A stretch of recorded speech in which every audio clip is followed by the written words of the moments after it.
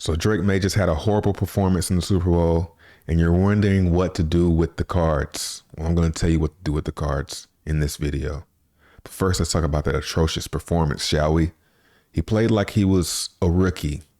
He played like he didn't know he was in the Super Bowl, or he played like he knew he was in the Super Bowl and he knew he wasn't supposed to be there. A lot of bad play. Now, his offensive line didn't protect him, but still, you're the quarterback for the Patriots, the AFC champions in the Super Bowl. You got to make something happen. He made a little bit of some plays towards the end, but it was not impressive at all. So this year, we've seen Drake Maye's prices. We'll just go off his Prism Silver 10 here. We'll go all time. And we see that since September, he's been on a tear. You could have got this card for about $400 back in September and sold it last week for $1,700. So if you're holding Drake Maye, if you bought Drake Maye's cards like I did, which I sold a lot of them before the season started, that's my plan, that's my strategy. But if you were stupid enough to hold these things through the season, congratulations. Now, a lot of people will say, well, that was just his first Super Bowl. He's going to go to more Super Bowls. He's going to have next year, he's probably going to be Tom Brady-esque. A lot of people have high hopes for Drake Maye because he's young. He even kind of, resembles Tom Brady, just the style, and he's on the same team. So there's really high hopes for this kid. But I don't think you should hold on to his cards. That's right, I'm saying it. I think you should sell your Drake Maye cards. I don't have much Drake Maye stuff left, but I'm a betting man, and I'm betting that any Drake Maye cards that I have right now, I can sell them right now and I can buy them back. If not in the off season, but definitely at the beginning of the season. Because I've discovered something when looking at these charts. And it's at the beginning of, a lot of people will say buying in the off season is the best time to buy cards, or in general, football cards, sports cards. But really, the beginning of the season is the best time to buy. Because after looking at every chart, I've discovered, I'll do a video on that some other time, but I wanted to draw some comparisons. Let's go to Joe Burrow. Now Joe Burrow, I think he went to the Super Bowl his rookie year. So let's go to his Prism. So yeah, Joe Burrow went to the Super Bowl in his second season. So he came out, and this is his raw cards. Let's go to PSA 10. So we can compare apples to apples here. Now, this was the end of his first season, and this was the second season. Here. His cards got up to 4,000 for his PSA 10. That's crazy because Drake Maye's only went to about 1,700. So his cards went to 4,000 on his Super Bowl run. And he, of course, lost.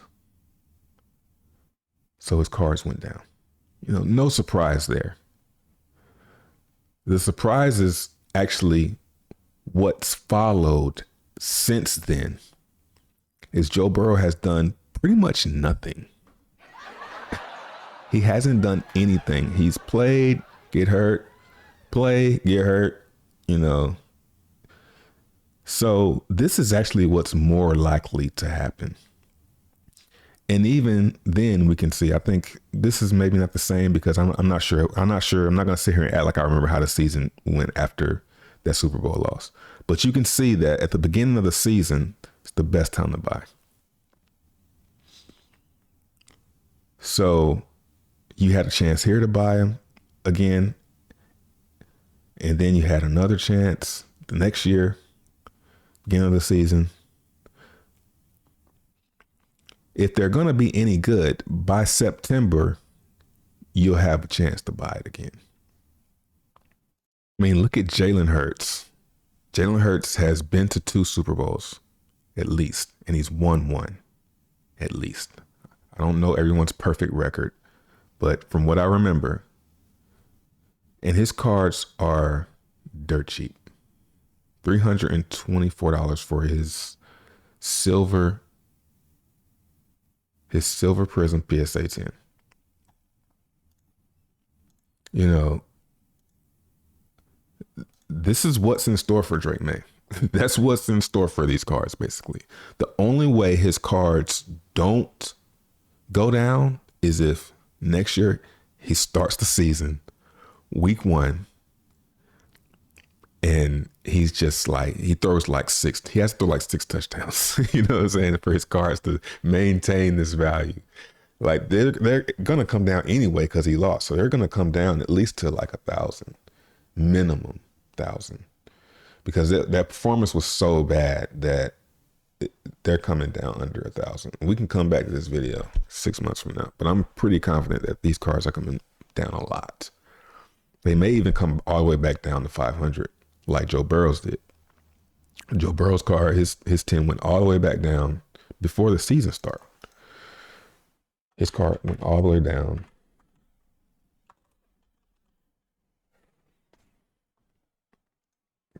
to where it was. That's absolute. Silver, 10.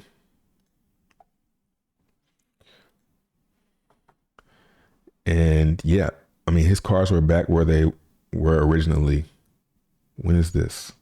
April. So by April, all of Drake Maye's cards are going to be back where they were the beginning of the season. And I mean, that's pretty much every card.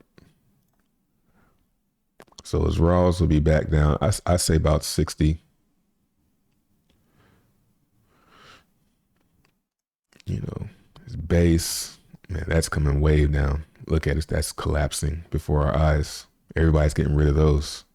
That's what everybody has. You know, this is what most people have. You know, they have this little card right here.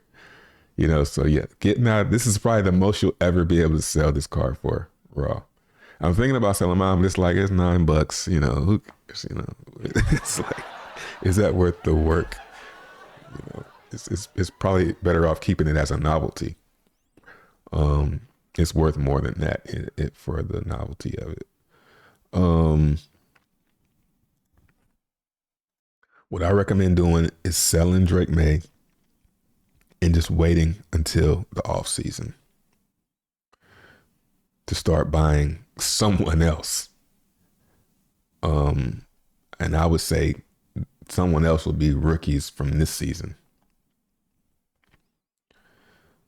And particularly Jackson Dart, which is who I'm waiting to come down. It's slowly inching down. But I think, you know, by April, all these guys are going to be much cheaper. And even if I wait till the beginning of the season, they'll be the cheapest they're gonna be. Like, that's the best time to buy, really, is at the beginning of the season. They tell you that's the worst time to buy. They say that that's the best time to sell. Like, it's best to sell before the season starts or going into the season. Well, yeah, because the price is going down. But if we're talking about buying, it's best to buy September, October for football. So I'm going to try to hold out for that long, but I think what I'm going to do is I'm going to do the same game I did last year, is buy these cards, you know, March, April, slow down by May, send them in to get graded, and then get rid of them. And then I think the next play will be when the season starts, hold out and try and wait till around September, October, start buying cards again. Same thing for basketball, and getting ready for the playoffs. So that's about it for this video. If you found this information useful, subscribe, because if you subscribe, it'll motivate me to do more videos. I know people say it all the time, but it's the truth. When we see our analytics and our numbers going up, it motivates us to continue. So do that if you want to see more. Talk to you in the next one. Peace.